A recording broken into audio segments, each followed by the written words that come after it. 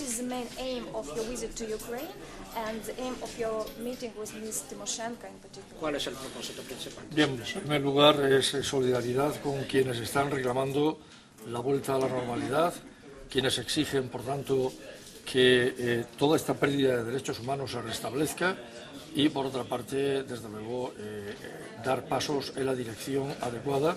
de prosperidad, de progreso, de mantenimiento también de los valores y los principios que inspira la Unión Europea,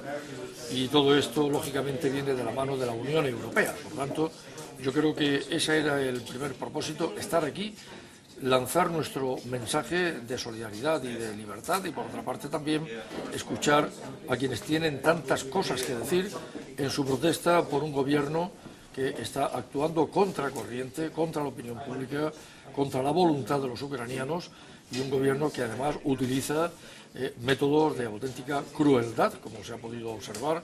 por la virulencia de las cargas policiales y porque, y esto es lo peor y más lamentable, ya se han producido víctimas. Se habla de 4 víctimas de manera oficial y yo creo que este es un asunto, sin duda alguna, que tiene que hacernos reflexionar a todos.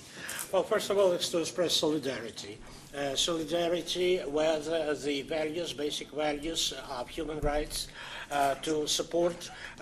these ideas, because actually I want to express, to say that I'm confident that Ukraine will return back to the values of human rights, of democracy, and of course these are values which are shared by all European Union, where Ukraine is quite close to. So I would say that we also wanted to hear a lot of opinions of those who have a lot to say about what is going on in Ukraine, and that is why, again, my major goal is to express the solidarity with the people who are opposing to the authoritarian government, the government which unfortunately is using the cruel force,